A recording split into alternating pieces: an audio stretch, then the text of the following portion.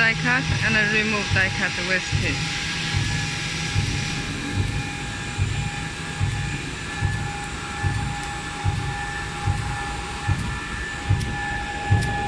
Top and down die.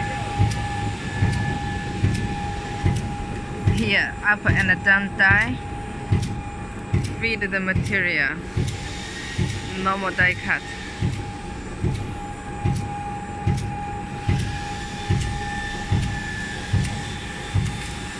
Rewind the die cut product.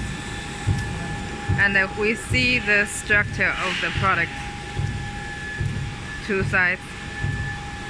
Very longer shape. We see one head. We see the other head. We see the other head.